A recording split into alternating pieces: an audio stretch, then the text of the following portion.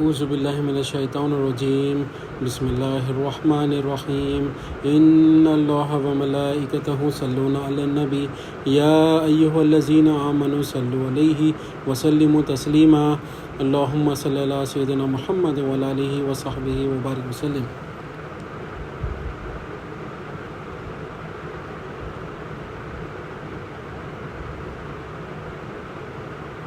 اللہم صلی علی سیدنا محمد وعلی آلہ وصحبہ وبارک وسلم۔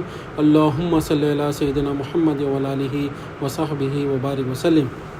اللہ تعالیٰ کا بے انتہا فضل و کرم ہے کہ اس نے ہمیں نبی کریم صلی اللہ علیہ وسلم کی امت میں پیدا فرمایا اور پیدا ہونے کا فخر عنایت فرمایا۔ الحمدللہ یہ فخری رشک انبیاء نکلا۔ مزید برائے کرم ہوا کہ اللہ تعالیٰ نے قرآن جیسی نعمت سے وابستہ فرمایا، اولیاء اللہ کے دامن سے وابستہ فرمایا اور تجدید ایمان کے لیے ہمیں یہاں جمع فرمایا۔ انشاءاللہ اللہ تعالیٰ کی مدد سے، رسول اللہ صلی اللہ علیہ وسلم کے رسالت کے فیضان سے، اولیاء اللہ کی ولایت کے فیضان سے، ہم جو کلیمے کو ہم سمجھتے ہوئے آ رہے تھے اس کا جو چوتھا نام ہے آج اس کو سمجھنے کی کوشش کرتے ہیں انشاءاللہ۔ تو ہم ایک بار ریویژن کرتے ہیں، اس کے ساتھ ہم آگے بڑھتے ہیں۔ ہم کلمہ توحید کو 4 ناموں سے جانا جاتا ہے۔ پہلا نام جو ہے ازلی کلمہ۔ ازلی کلمہ اسے کیوں کہتے ہیں؟ کیونکہ یہ کلمہ نبی اللہ تعالیٰ ازل سے ہے، نبی کریم صلی اللہ علیہ وسلم ازل سے ہے، یہ کلمہ ازل سے ہے اور ابد تک رہے گا۔ پھر پہلا نام، اور دوسرا نام کیا ہے؟ نورانی کلمہ۔ اس کے نورانی کلمہ کیوں کہتے ہیں؟ اللہ تعالیٰ نور ہے، نبی کریم صلی اللہ علیہ وسلم نور ہے، یہ کلمہ نور ہے اور یہ جس کسی کے بھی پاس آتا ہے اس کو نورانی بنا دیتا ہے۔ اور تیسرا نام جو ہے اس کا نام ہے دعوتی کلمہ۔ یہ اس کا معنی کیا ہے؟ اس میں اللہ تعالیٰ دعوت دے رہے ہیں۔ کس کی دعوت دے رہے ہیں؟ اللہ تعالیٰ الہ ہونے کی دعوت دے رہے ہیں اور نبی کریم صلی اللہ علیہ وسلم کے رسول ہونے کی دعوت دے رہے ہیں۔ آج ہم سمجھنے کی کوشش کر دیں گے کہ اس کا جو 4تھ نیم ہے، اس کا جو چوتھا نام ہے کلمہ توحید کا، وہ ہے پاک کلمہ، یعنی کلمہ طیب۔ طیب یعنی پاک کو بولتے ہیں، اور اس کو آج سمجھنے کی کوشش کرتے ہیں اس کو کیوں پاک کلمہ کہتے ہیں۔ کیوں؟ کیونکہ اللہ تعالیٰ پاک ہے، نبی کریم صلی اللہ علیہ وسلم پاک ہے، یہ کلمہ پاک ہے، اور یہ جس کسی کے بھی پاس آ جاتا ہے اس کو شرک اور کفر کی گندگی سے پاک کر دیتا ہے۔ یہ اولیاء اللہ ہم ڈیفینیشن سکھائے، یہ یعنی یہ شرک اور کفر کی گندگی سے پاک کر دیتا ہے جس کسی کے بھی پاس آتا ہے۔ اب یہ کلمہ آنے کی جگہ کہاں ہے؟ قلب میں آتا ہے یہ کلمہ۔ اور قلب میں کیا ہوتا؟ یا تو ایمان ہے، یعنی یا تو نور ہے یا تو اندھیرا ہے، یعنی یا تو ایمان ہے یا تو شرک ہے اور کفر ہے۔ اور مسلمان کیا ہے؟ پہلے جو ہے سامنے بت پرستی رکھ کے کرتے تھے، یعنی کئی بت تھے ان لوگوں کے۔ اب کیا کر رہے مسلمان؟ وہ بتوں کو سامنے سے ہٹا کر 360 بت تھے فزیکلی، 360 بت کو سامنے سے ہٹا کر وہ بتوں کو اپنے قلب میں رکھ لیا۔ اب وہ بتوں کو قلب میں رکھ کے ہم اللہ کی عبادت کر رہے ہیں، اللہ کے گھر میں جا رہے ہیں، نماز پڑھ رہے ہیں، قرآن پڑھ رہے ہیں، کیا ہماری عبادتیں قبول کریں گے اللہ تعالیٰ؟ اللہ تعالیٰ کیا بولیں گے؟ یعنی منہ سے زبان سے تو پڑھ رہا ہے لا الہ الا اللہ محمد رسول اللہ، مگر اس کے دل میں بت ہے، اس کے دل میں اس کے صلاحیتوں کا بت ہے، اس کے دل میں اس کے پیسوں کا بت ہے، اس کے دل میں اس کی جو نوکری کا جو پوزیشن ہے اس کا بت ہے، اس کے دل میں جو انہیں پراپرٹی بنا رہا اس کا بت ہے۔ یہ بت رکھ کے اگر ہم عبادت کریں گے، کیا ہماری عبادتیں قبول ہوں گے اللہ تعالیٰ کی بارگاہ میں؟ کیا ہم ہمارے عمر حج جو ہم کر رہے ہیں کیا وہ قبول کرے گا اللہ تعالیٰ؟ بالکل نہیں کریں گے۔ تو یہ ہم آج سمجھنے کی کوشش کر رہے ہیں کہ پاک کلمہ، اللہ تعالیٰ پاک ہے، نبی کریم صلی اللہ علیہ وسلم پاک ہے، یہ کلمہ توحید، یہ کلمہ طیبہ پاک ہے، اور یہ جس کسی کے بھی پاس آ جاتا ہے قلب میں اس کو شرک اور کفر کی گندگی سے پاک کر دیتا ہے۔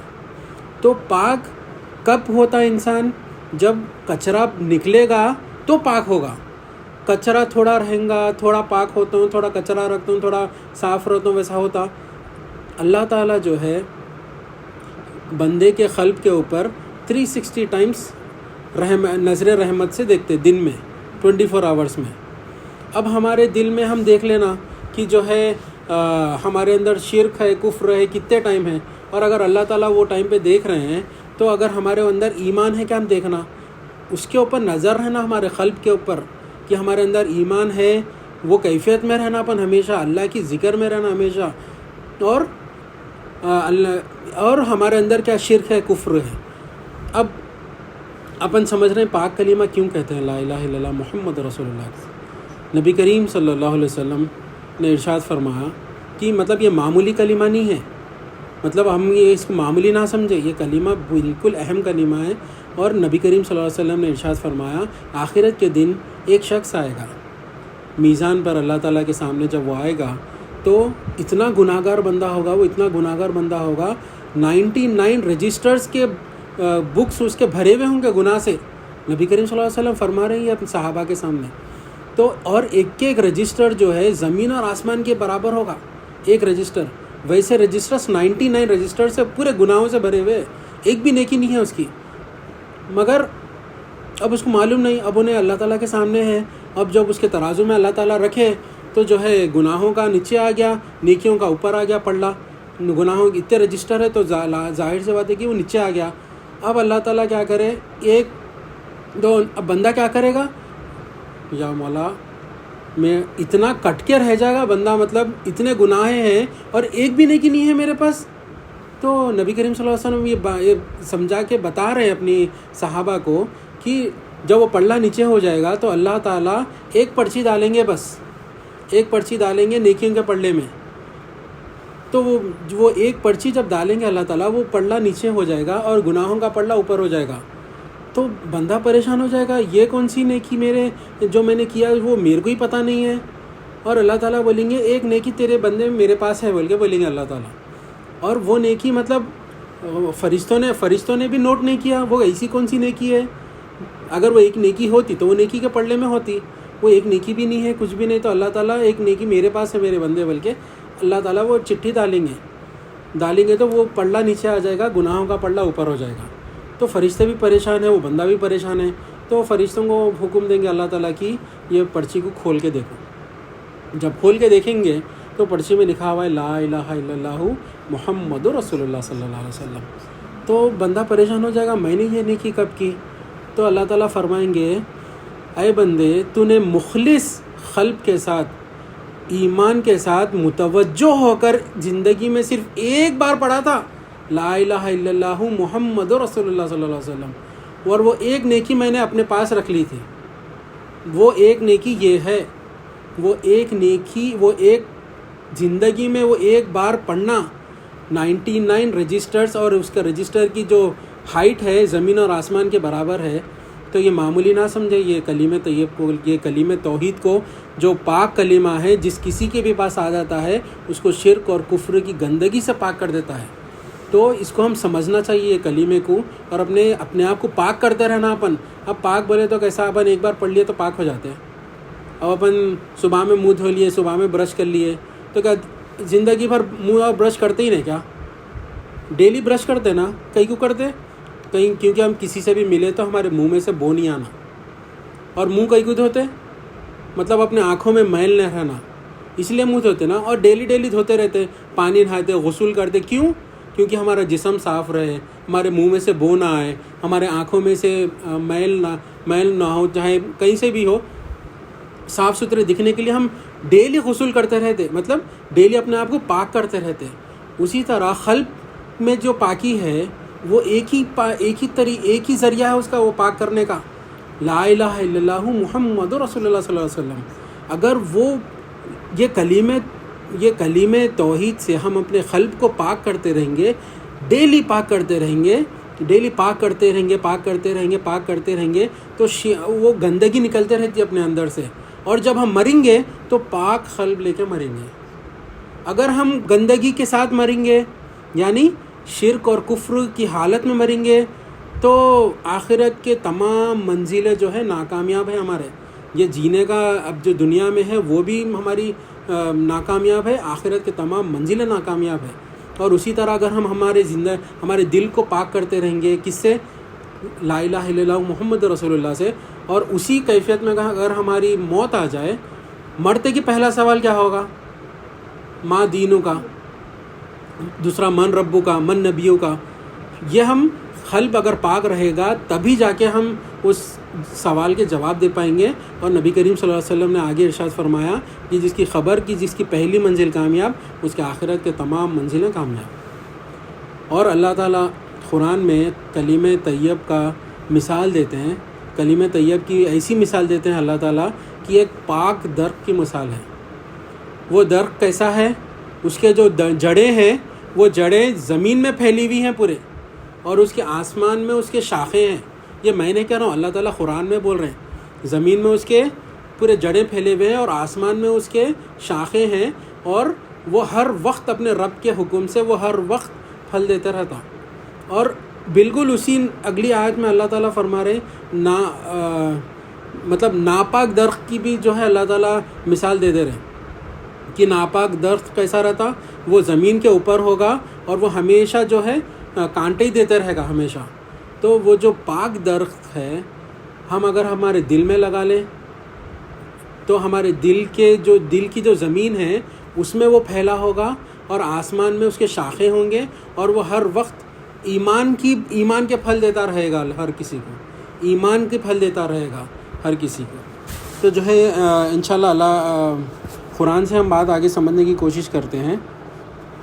اللہ تعالیٰ قرآن میں ارشاد فرماتے ہیں کہ جو لوگ اللہ سے کیے ہوئے عہد اور اپنی کھائی ہوئی قسموں کا سودا کر کے تھوڑی سی قیمت حاصل کر لیتے ہیں ان کا آخرت میں کوئی حصہ نہیں ہوگا. یا اللہ تعالیٰ کون سے قسم کی بات کر رہے ہیں؟ جو ہم عالم ارواح میں کر کے آئے تھے. اللہ تعالیٰ بول رہے ہیں کہ جو لوگ اللہ سے کیے ہوئے عہد اور اپنی کھائی ہوئے قسموں کا سودا کر کے تھوڑی سی قیمت حاصل کر لیتے ہیں اور ان کا آخرت میں کوئی حصہ نہ ہوگا. یعنی مطلب بولنے کا مطلب یہ ہے کہ اگر وہ وعدہ جو ہم کر کے آئے تھے اگر وہ چھوڑ کے اگر ہم مطلب ہماری دنیا میں لگ جائیں گے, دنیا کی زیب و زینت میں لگ جائیں گے, اور جو ہے اپنے دنیاوی چیزوں میں لگ جائیں گے, اللہ کو چھوڑ دیں گے, تو اللہ تعالیٰ بول رہے ہیں کہ آخرت میں کوئی حصہ نہیں ہوگا ایسے لوگوں کا. اور قیامت کے دن نہ اللہ ان سے بات کرے گا, نہ انہیں دیکھے گا, نہ انہیں پاک کرے گا, اور ان کا حصہ تو بس عذاب ہوگا, انتہائی دردناک عذاب ہوگا. کیا بول رہے ہیں اللہ تعالیٰ؟ آخرت کے دن میں تمہاری طرف دیکھتا ہوں بھی نہیں. اگر تم وہ وعدے کو بھول کے آ گئے کہ میں تم وہ وعدہ کر کے آئے تھے, اگر دنیا میں آ کے وہ بھول گئے اور میرے کو مالک نہیں جانیں گے, تو آخرت کے دن میں تمہارا حساب لوں گا اور تمہاری طرف دیکھوں گا بھی نہیں, اور جو ہے تمہیں پاک بھی نہیں کروں گا, اور ایسا عذاب دوں گا جو بے انتہائی دردناک عذاب ہوگا, وہ برداشت ہی نہیں کر پاؤں گے تم لوگ. اللہ تعالیٰ اس کی حفاظت فرمائے. اللہ تعالیٰ آگے قرآن میں ارشاد فرما رہے ہیں کہ حقیقت یہ ہے کہ اللہ نے مومنوں پر بڑا احسان کیا ہے. اللہ تعالیٰ اپنے کو اتنے احسانات دیے, ہر چیز جو ہے ذرہ ذرہ اللہ کا احسان ہے. یعنی مطلب اپنے باڈی میں دیکھ لو آپ, آنکھ ہے, ناک ہے, زبان ہے, اندر کے رگاں ہیں, جو ہے اندر کا انٹسٹائن سسٹم ہے, دل ہے, جتنے جو چیزاں ہیں, یہ احسان ہے اللہ تعالیٰ کا. اور کیا اپن جو سانس چل رہی ہماری, اللہ تعالیٰ کی اپن کیا کسی کو مقرر رکھ لیے کہ اپن کبھی دعا کرے یا اللہ آج میری دن بھر سانس چلتے رہنا, رکنا نہیں سانس, یا وہ مطلب اپنی جو خون کی روانگی ہے وہ اپن صبح میں اٹھتے کی سیٹ کر لیے گا. اپن کی خون کی روانگی اتنی سپیڈ سے چلنا, اتنی سپیڈ زیادہ بڑھ گئی تو رگاں پھٹ جاتے, کم ہو گئی تو جو ہے بلاکاں ہو جاتے, وہ سب اپن کچھ بھی نہ بولے. مگر اللہ تعالیٰ کیسی پرورش کر رہا ہماری, بن مانگے اللہ تعالیٰ ہر چیز ہماری پرورش کر رہا. چھوٹے بچے کو جتنی خون کی روانگی ہے چھوٹے بچے کو اتنی مل رہی, بڑوں کو جتنی خون کی روانگی ہے بڑوں کو اتنی مل رہی. حالانکہ باڈی سیم ہے, بچپن سے لے کے بڑے ہوئے تک باڈی جو ہے سیم ہے, مگر رگاں بڑے ہو رہے ہیں, اس میں خون کی روانگی زیادہ ہو رہی, ہر چیز سیم ہے. اللہ تعالیٰ کی قدرت, ہر چیز جو ہے اللہ تعالیٰ کسی اتنے سب چیزاں دیے احسان نہیں جاتا ہے کبھی بھی. اللہ تعالیٰ کیا بول رہے ہیں, ہر چیز دیے مگر کسی پر احسان نہیں جاتا ہے. مگر حقیقت یہ ہے کہ اللہ نے مومنوں پر بڑا احسان کیا ہے. کیوں احسان کیا اللہ تعالیٰ اب بول رہے ہیں میں تمہارے اوپر احسان کرا, کئی کو, کیونکہ ان کے درمیان انہی میں سے ایک رسول کو بھیجا. کیا بول رہے ہیں اللہ تعالیٰ, اتنے سب احسانات دیا تمہارے کو، کھانے کو دیا، پینے کو دیا، کپڑے پہننے کو دیا، اچھے گاڑیوں میں پھرنے کو دیا، گھراں دیا رہنے کے واسطے، ہر چیز تو میری استعمال کرے، میں کبھی احسان نہیں چاہتا، مگر ایک چیز کے اوپر میں احسان ضرور چاہتا گا کہ میں اپنے محبوب کو بھیجا تمہارے بیچ میں۔ اپنے محبوب کا مطلب کس کو بھیجتے؟ مطلب اب سمجھنے کے لیے بتا رہا ہوں، ایک ہسبینڈ وائف ہے، اب جو ہے وائف کو کہیں دوسری جگہ کی نیشنلٹی مل گئی، کینیڈا یا کہیں کی بھی، آسٹریلیا امریکہ کی نیشنلٹی مل گئی، اب کیا ہسبینڈ کو نہیں ملی، ہسبینڈ کا ریجیکٹ ہو گیا ویزا اپلیکیشن، کیا وہ ہسبینڈ وہ وائف کو بھیجے گا؟ چاہے وہ وہاں امریکہ میں کتنے بھی فیسلٹیز ہو، کچھ بھی ہو، یا پھر نہیں بھی ہو، کیا وہ ہسبینڈ اس کو بھیجے گا؟ نہیں بھیجے گا۔ مگر اللہ تعالیٰ اپنے حبیب کو ہمارے بیچ میں بھیجے۔ اللہ تعالیٰ کو نبی کریم صلی اللہ علیہ وسلم اتنے محبوب ہے، پھر بھی مطلب امت کے لیے شرک میں مبتلا ہو جا رہی بول کے امت کے لیے اپنے محبوب کو اب ہمارے بیچ میں بھیجے۔ تب اللہ تعالیٰ بول رہے ہیں کہ حقیقت یہ ہے کہ اللہ نے مومنوں پر بڑا احسان کیا ہے کہ انہی کے درمیان انہی میں سے ایک رسول کو بھیجا جو ان کے سامنے اللہ کی آیتوں کی تلاوت کرتے ہیں، انہیں پاک صاف بناتے ہیں اور انہیں کتاب اور حکمت کی تعلیم دیتے ہیں، جبکہ یہ لوگ اس سے پہلے یقیناً کھلی گمراہی میں مبتلا تھے۔ کیا بول رہے اللہ تعالیٰ؟ احسان جتا کے بول رہا میں تمہارے اندر تم گمراہی سے نکل کے صحیح راستے پہ آنے کے لیے میں حتیٰ کہ میرے محبوب کو بھی بھیج دیا، 1,24,000 پیغمبر تو بھیجا ہی، پھر بھی تم لوگاں نہیں سدھر رہی، تو میں اپنے محبوب کو بھی بھیج رہا ہوں تاکہ تم صراط المستقیم پہ آ جاؤ۔ تو نبی کریم صلی اللہ علیہ وسلم آ کے کیا کرے؟ اللہ کی آیتوں کو پڑھ کے سنا رہے تاکہ تم مشرک نہ بنو، تاکہ تم دوزخ میں نہ کو جاؤ، تم اللہ تعالیٰ ہم مومنوں کے لیے جنت بنائے، جنت کو چھوڑ کے تم کیوں دوزخ میں چھلانگیں لگا رہے ہو؟ تو اللہ تعالیٰ کے آیتوں کی تلاوت کرتے ہیں، انہیں پاک صاف بناتے ہیں۔ پاک صاف کس سے پاک صاف؟ کیا نبی کریم صلی اللہ علیہ وسلم کا سب کو صابن سے لگڑ کے گھس کے نہلاتے بول رہے ہیں، وہ بات نہیں بول رہے ہیں۔ پاک صاف یعنی شرک اور کفر کی گندگی سے پاک صاف کرتے ہیں۔ تو آج ہم سمجھ رہے ہیں کہ پاک کلمہ اسے کیوں کہا جاتا ہے؟ یہ جس کسی کے بھی پاس آ جاتا ہے اسے شرک اور کفر کی گندگی سے پاک کر دیتا ہے۔ نبی کریم صلی اللہ علیہ وسلم وہی پاک کرنے کے لیے آئے ہمارے درمیان، اور انہیں کتاب اور حکمت کی تعلیم دیتے ہیں۔ کتاب تو دے رہے ہیں، آیتیں پڑھ کے سنا رہے، مگر ساتھ میں حکمت بھی بتاتے ہیں کہ تم ایسا کرے تو ایسا بچتے، شرک سے ایسا بچتے، کفر سے ایسا بچتے، شیطان کے وسوسوں سے ایسا بچتے۔ تو حکمت کی تعلیم بھی دیتے ہیں، جبکہ یہ لوگ اس سے پہلے یقیناً اللہ تعالیٰ بول رہے ہیں گارنٹی تم جو ہے گمراہی میں مبتلا تھے۔ میرے حبیب کو میں بھیجا تمہارے کو یہ سب چیزاں کرنے کے لیے، تب جا کے تم جو ہے اپنے جو ہے کامیاب ہوں گے، نہیں تو تم یقیناً گمراہی میں تھے، بول اللہ تعالیٰ۔ آگے اللہ تعالیٰ ارشاد فرماتے ہیں کہ اے پیغمبر کہہ دو کہ میرے پروردگار نے مجھے ایک سیدھا راستے پر لگا دیا ہے، جو کئی سے پاک دین ہے، جو کہ ایک پاک دین ہے۔ اللہ تعالیٰ اپنے حبیب سے فرما رہے ہیں کہ اے حبیب، اے پیغمبر، آپ کہہ دیجئے اپنی امت سے کہ میرے پروردگار نے مجھے ایک سیدھے راستے پر لگا دیا ہے۔ وہ سیدھا راستہ کون سا ہے؟ وہ پاک دین ہے، یعنی دین بھی اللہ تعالیٰ کا پاک ہے، اللہ تعالیٰ پاک ہے، نبی کریم صلی اللہ علیہ وسلم پاک ہے، اللہ کا دین پاک ہے، یہ کلمہ طیبہ پاک ہے۔ اگر ہم ان سب کی پہچان حاصل کریں گے تب ہمارے اندر جو ہے وہ پاکی آئے گی، شرک اور کفر کی گندگی سے ہم محفوظ رہیں گے۔ تو یہ سیکھنا ہمیں ضروری ہے، اور ایک ہی دین پر سیدھے راستے پر لگا دیا ہے جو دین ہے، اور جو کہ ابراہیم کا دین ہے، جنہوں نے پوری طرح یکسو ہو کر اپنا رخ صرف اللہ کی طرف کیا ہوا تھا، اور وہ شرک کرنے والوں میں سے بالکل بھی نہیں تھے۔ کیا بول رہے ہیں اللہ تعالیٰ؟ یکسو ہو کر، یکسو مطلب توجہ کے ساتھ، پوری دنیا داری کو چھوڑ کر یکسو ہو کر حضرت ابراہیم علیہ السلام کیسا اللہ کی طرف رخ کرے۔ تو ہم بھی دعویٰ کرتے ہیں کہ ہم بھی جو ہے ملت ابراہیمی ہیں، تو ہم بھی جو ہے دنیا رکھنا ہے، ایسا نہیں ہے کہ جاب چھوڑ دو، جنگل میں چلے جاؤ، اپنے بیوی بچوں کو، اپنی فیملی کو چھوڑ دو، ہر چیز چھوڑ دو. ان لوگوں کو رکھتے ہوئے اللہ کی طرف رخ کرنا ہے، یکسو ہو کر جو ہے اللہ کی طرف ہم کو جو ہے رخ کرتے ہوئے اور شرک سے بچنا ہے. ایک واقعہ رکھ کے ہم سمجھتے ہیں جو ہے پاک اللہ تعالیٰ کیسا کرتے، اور پاک کرنے کے بعد اگر ہم وہ سمجھے نہیں تو اللہ تعالیٰ پھر ہمارے کو ذلیل کیسا کرتے. وہ ایک قصہ رکھ کے ایک بات کو ختم کرنے کی کوشش کرتا ہوں میں. ایک بار کیا ہوا، حضرت اسرائیل علیہ السلام کو اللہ تعالیٰ بلائے.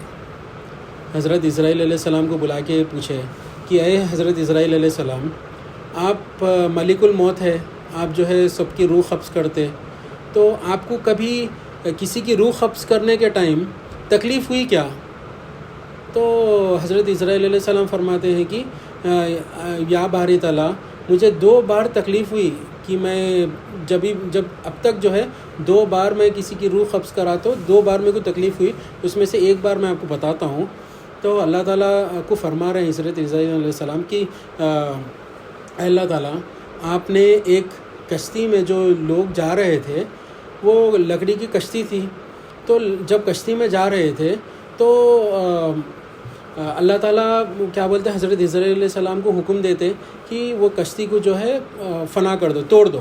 تو توڑ دیے حضرت اسرائیل علیہ السلام، اللہ کے حکم سے توڑ دیے. پھر توڑنے کے بعد جو ہے ایک اس میں ایک دودھ پیتا بچہ بھی تھا اور اس کی ماں بھی تھی. تو اور وہ بچے کو اور ماں کو ایک لکڑی کے چکلے پہ بٹھا کر چھوڑ دو بولے اللہ تعالیٰ. تو ویسے ہی کیا حضرت اسرائیل علیہ السلام کی، وہ بچے کو اور اپنی دودھ پیتے بچے کو اور اس کی ماں کو ایک لکڑی کے چکلے پہ بٹھا کر وہ چھوڑ دیا، اور وہ لہروں کو جانے کے لیے بول دیا. اب وہ لہریں جب جا رہے ہیں راستے میں، اللہ تعالیٰ کیا فرمائے کہ وہ ماں کی بھی روح قبض کر لو. تو جب آپ گئے وہ ماں کی روح قبض کرنے کے لیے، اے اللہ تعالیٰ میرے کو وہ ٹائم پہ بہت تکلیف ہوئی. میں اکیلے میں بھی یہ بات سوچ کے تکلیف ہوتی میرے کو کہ اب وہ ماں کی روح قبض کرنے کے ٹائم پہ، کیونکہ وہ بچہ دودھ پیتا بچہ ہے، اس کی ماں کی روح قبض کر لوں گا تو پھر کیسا ہوں گا، وہ سوچا. مگر آپ کا حکم تھا باری تعالیٰ، اور میرا فرض تھا، تو میں نے وہ ماں کی روح قبض کر لی. مگر وہ میرے کو اس چیز کی ایک تکلیف ہے، آپ پوچھے تو میں بول رہا ہوں بولے حضرت اسرائیل علیہ السلام. پھر جو ہے جب وہ ماں کی روح قبض کر لیے، اس کے بعد بچہ تو تنہا ہو گیا وہ چکلے کے اوپر. پھر وہ اللہ تعالیٰ وہ جو ویوز تھے جو اس کو حکم دے کے بولے کہ ایک جزیرے کی طرف چلے جاؤ. تو وہ چکلے کو جو ہے وہ ویوز جزیرے کی طرف لے کے چلے گئے. وہ بچہ جزیرے کے پاس چلا گیا، وہاں پر جزیرے پہ پہنچ گیا. اب کوئی بھی نہیں ہے، ایک انسان بھی نہیں ہے وہ جزیرے پہ، خالی وہ جیسا جزیرہ رہتا، وہ سب جھاڑ پھولاں وہ سب تھے. تو وہاں پر جب چلے گیا تو جو اللہ تعالیٰ دیکھو اس کی کیسی پرورش کر رہے ہیں. اللہ تعالیٰ بول رہے ہیں کہ اے ہوا آرام سے چلنا، اس کو بچے کو تکلیف نہ ہونا، حکم دے رہے اللہ تعالیٰ کو. پھر دھوپ کو حکم دے، سورج کو حکم دے رہے ہیں کہ جو ہے تم اس کے اوپر تیز دھوپ نہیں اپنی وہ ڈالنا بول کے. پھر اللہ تعالیٰ بجلی کو بھی حکم دے رہے ہیں کہ جو ہے زور سے نہیں گرجنا تاکہ انہیں ڈر جائیں گا. پھر اس کے بعد اللہ تعالیٰ کیا کرے، حکم دیے تو پھولوں کا ایک بستر بچھائے وہ بچے کے لیے، پھولوں کا بستر بچھا کے وہ بچہ اس کے اوپر سو رہا. پھر یہ سب چیزیں پرورش کرے اللہ تعالیٰ. پھر اللہ تعالیٰ فرماتے ہیں حضرت اسرائیل علیہ السلام کو کہ اے حضرت اسرائیل علیہ السلام، آپ کو پتہ ہے کہ وہ لڑکا بھی کہاں پر ہے، وہ بچہ کہاں پر ہے؟ تو حضرت اسرائیل علیہ السلام فرماتے ہیں کہ یا اللہ آپ ہی جانیں، آپ بہتر علم رکھنے والے، ہر چیز کا علم رکھنے والے آپ ہیں، میں تو نہیں جانتا ہوں. تو حضرت اسرائیل علیہ السلام اللہ تعالیٰ فرماتے ہیں کہ ہم نے وہ لڑکے کو، وہ بچے کو دنیا کی بادشاہت عطا فرمائی ہے. دنیا کی بادشاہت، ہر چیز اس کو بنایا ہے، اور اس کو وہ وقت کا بادشاہ بھی بنایا ہے. وہ کون ہے بچہ؟ وہ نمرود ہے. اور وہ میرے خلیل سے لڑتا ہے، وہ میرے ابراہیم سے جھگڑتا ہے، اور وہ بادشاہ ہونے کا دعویٰ کرتا ہے. مطلب تھوڑی یہ بادشاہت ملنے کے بعد کیا وہ دعویٰ کر بیٹھا ہے کہ میں الہ ہوں، میرے کو الہ مانو. وہ نمرود ہے. اللہ تعالیٰ اس کی پرورش کرے بچپنے سے، جب اس کے پاس کچھ بھی نہیں تھا، ہر چیز جو ہے اس کو دیے، بادشاہ بنائے وہ وقت کا. پھر جیسا تھوڑی بہت دولت جو بھی اس کو بادشاہ کی دولت ملی انہیں اپنے آپ کو جو ہے مالک مقرر کر دیا، اور ابراہیم علیہ السلام کے اگینسٹ میں وہ مقابلے میں آ گیا۔ ابھی وہ حضرت پھر جب بات چیت ہوئی، جب وہ بڑا ہوا، حضرت علیہ السلام بولے کہ تم ایمان لا لو، تو کیا بولتا ہے کہ میں الہ ہوں، تم میری وہ کرو، میری جو ہے عبادت کرو۔ تو وہ بولتا ہے کہ میرا رب تو وہ ہے جو، حضرت اسرائیل علیہ السلام فرماتے ہیں کہ میرا رب تو وہ ہے جو زندہ کو مردہ کر دے، مردہ کو زندہ کر دے۔ تو وہ بولتا ہے کہ نمرود یہ تو میں بھی کر سکتا ہوں، تو وہ کیسے؟ تو دو قیدیوں کو بلا کے اس میں سے ایک کی گردن اڑا، نہیں، 2 قیدیوں کو بلایا، ایک کو رہا کر دیا، پھر ایک کی گردن اڑا دیا۔ دیکھیں میں کیا کرا، ایک کی زندگی دے دیا، ایک کو مار دیا، تو میں بھی تو کر سکتا ہوں نا۔ مطلب ایسا اس نے دعویٰ کیا، مطلب یہ سلی چیزاں رکھ کے۔ پھر حضرت اسرائیل علیہ السلام فرماتے ہیں کہ میرا رب تو وہ ہے جو سورج کو مشرق سے نکالتا ہے اور مغرب میں غرق کرتا ہے، مغرب میں ڈباتا ہے، کیا تم وہ کر سکتے ہو؟ تو نہیں، وہ مانا نہیں، یہ وہ کر کے پھر جو ہے حضرت اسرائیل علیہ السلام، حضرت ابراہیم علیہ السلام کو وہ جو آگ میں ڈھکل دیا تھا وہ تو پتہ ہی ہے، پھر سے ہم ایک بار اس کو ریپیٹ کر لیں گے۔ تو جب اس نے آگ میں جب حضرت ابراہیم علیہ السلام کو جب ڈھکل رہا تھا تو اس نے 40 دن تک وہ لکڑیوں کو جمع کیا، 40 دن تک لکڑیوں کو جمع کر کے جب وہ لکڑیوں کو آگ لگایا، آگ لگانے کے بعد میں اتنی شدید ہو گئی تھی آگ کی، اس کے آگ کے قریب نہیں جا سک رہے تھے۔ تو ان لوگوں نے کیا کیا، وہ جو گلیر رہا تھا نا، جو ہم لوگ وہ پتھر لگا کے جو نشانہ لگاتے ہیں، تو ویسا ان لوگوں نے ایک بڑا گلیر بنایا، اس نے ابراہیم علیہ السلام کو اس میں بٹھا دیا۔ جب وہ لوگ پیچھے کھینچے، لوگ جب چھوڑنے کے لیے تھے تو وہ لوگ چھوڑ نہیں پا رہے تھے کیونکہ فرشتوں نے ان لوگ اس کو روک کے رکھا تھا۔ تو آپ دیکھیے، آپ جو اللہ تعالیٰ بچپن سے اس کو مطلب پاکی کی دعوت دیا، سمجھنے کے لیے بول رہا ہوں، اس کے قلب میں پاک درخت لگائے، مگر وہ قلب کو، وہ پاک درخت کو نکال کے ناپاک درخت لگا لیا اپنے اندر۔ جب وہ ناپاک درخت لگ جاتا ہے نا، اس کے بعد وہ انسان پورے حدیں پار کر دیتا ہے۔ تب وہ کیا کرتا ہے کہ جب وہ پیچھے کھینچے تھے اس کو، جب آگے نہیں بڑھ رہا تھا، کیونکہ فرشتے اس کو روک کے رکھے ہوئے تھے، تو انہیں جب کیا بولا کہ پورے مل کے وہاں پر پیشاب کرو۔ تو فرشتے تو نورانی ہیں، ان لوگوں کو گندگی سے قریب نہیں رہ سکتے وہ لوگ۔ تو جیسا ان لوگوں نے وہاں پیشاب کیا، فرشتے ہٹ گئے وہاں سے، اور حضرت ابراہیم علیہ السلام کو کھینچ کے ان لوگوں نے آگ کی طرف چھوڑ دیا۔ اور جیسا آگ کی طرف وہ جا رہے تھے، ہوا میں حضرت جبرائیل علیہ السلام آ گئے۔ حضرت جبرائیل علیہ السلام پوچھتے ہیں کہ اے اللہ کے خلیل، اے حضرت ابراہیم علیہ السلام، آپ بتائیے، آپ فرمائیے، آپ حکم دیجئے، میں جو ہے آپ کے حکم سے یہ 2 پہاڑوں کو ایسا ملا کے ان سب کو ریزہ کر دوں گا۔ تو حضرت ابراہیم علیہ السلام فرماتے ہیں کہ کیا تم اللہ کی مرضی سے، کیا آپ اللہ کی مرضی سے آئے ہو؟ نہیں، میں تو آپ کی مدد کرنے کے لیے آیا تھا، میں آپ کے لیے آیا تھا، تو نہیں، مجھے آپ کی حاجت نہیں ہے۔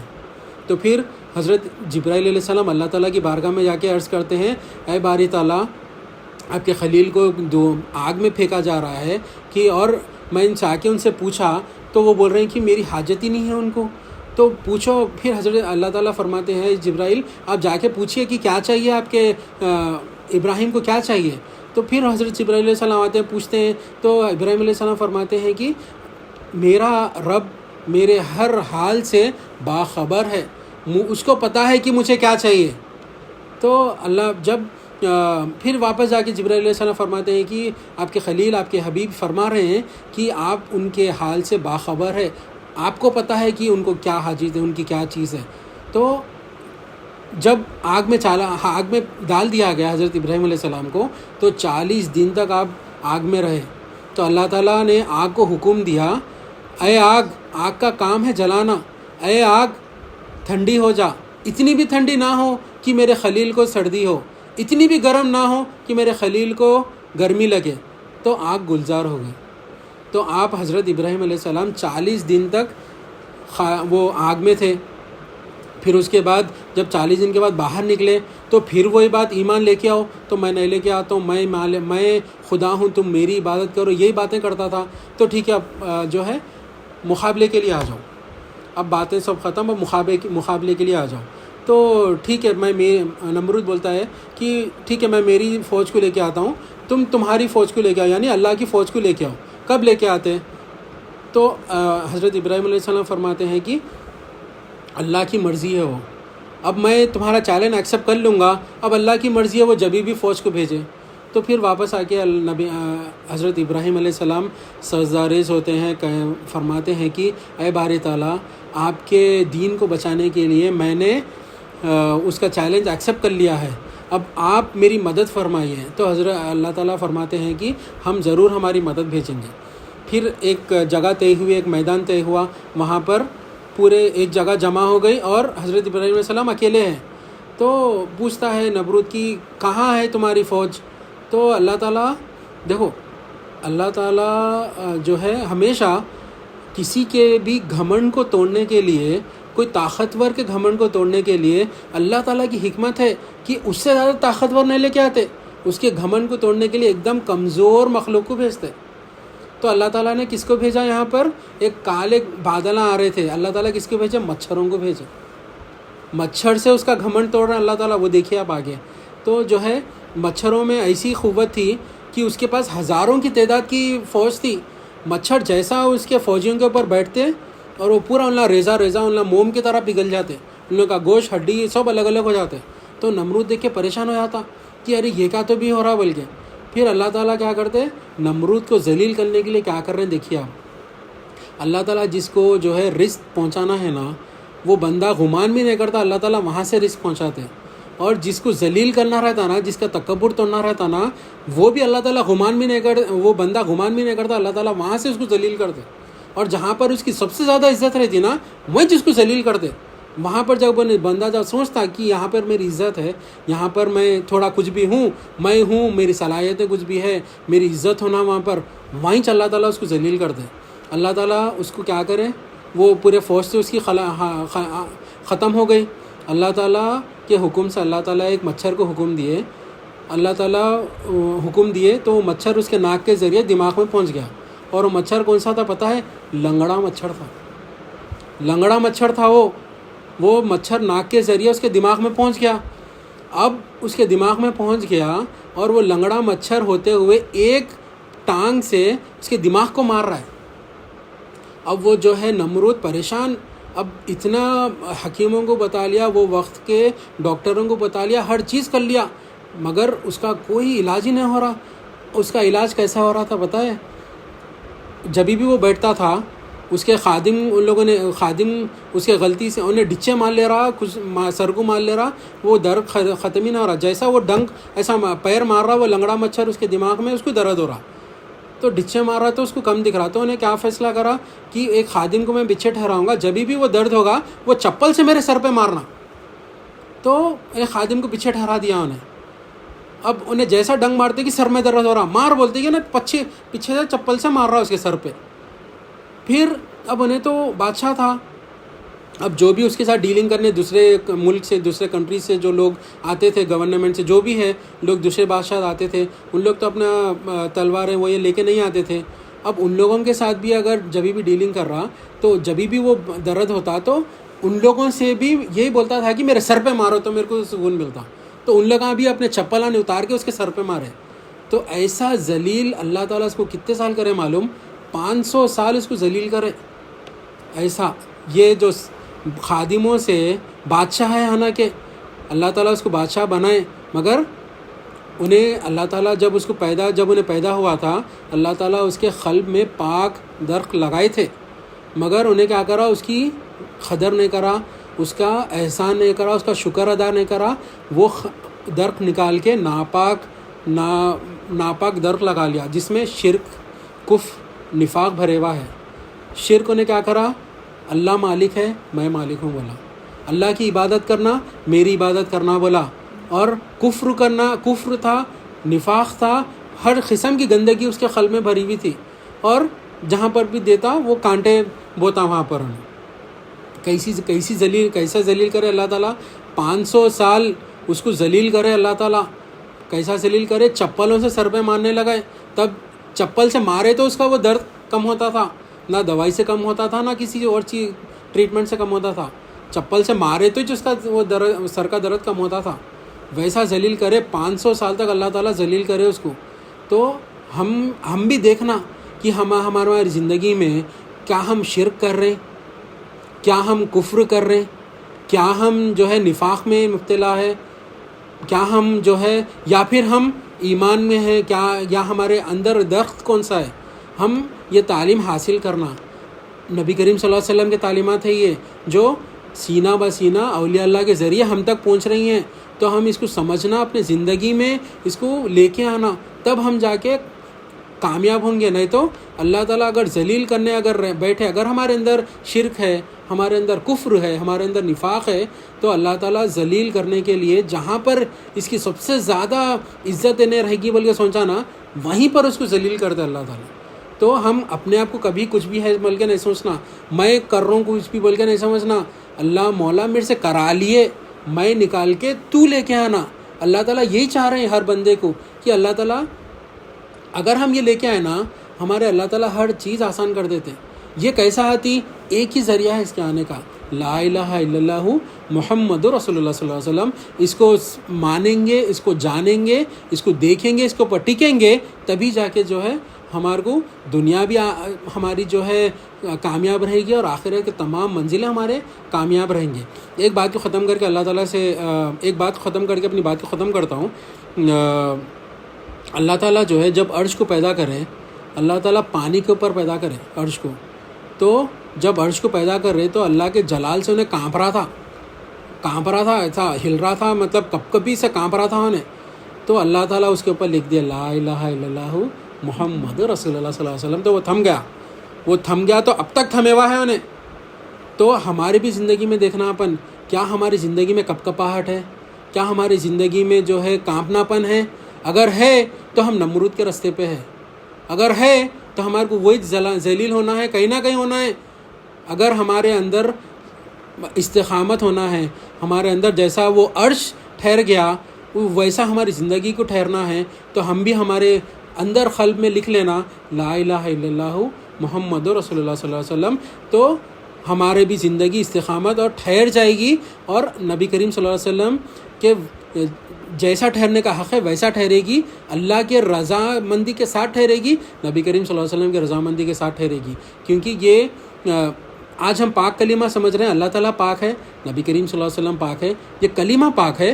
یہ پاک کلمہ ہم اپنے قلب میں رکھ لینا، لکھ لینا ہم ہمارے قلب میں لا الہ الا اللہ محمد رسول اللہ. جب ہم لکھ لیں گے قلب میں تو شرک اور کفر کی گندگی سے بھی اللہ تعالیٰ ہم کو انشاءاللہ پاک کر دیں گے. تو اسی کے ساتھ میں اپنی بات کو ختم کرتے ہوئے اللہ تعالیٰ سے دعا کرتا ہوں، جو کہا گیا سنا گیا اس میں عمل کی توفیق عطا فرمائے، جو غلطیاں ہوئے اسے معاف فرمائے، ہمیں پاک کر دے مولا، جو غلطیاں ہوئے اسے معاف فرما دے. واسطہ نبی کریم صلی اللہ علیہ وسلم کا ان اللہ و ملائکتہ صلون علی النبی یا ایھا الذین آمنوا صلوا علیہ وسلموا تسلیما. اللہم صلی علی سیدنا محمد وعلی آلہ وصحبہ وبارک وسلم برحمتک ارحم الراحمین. الحمد للہ رب العالمین.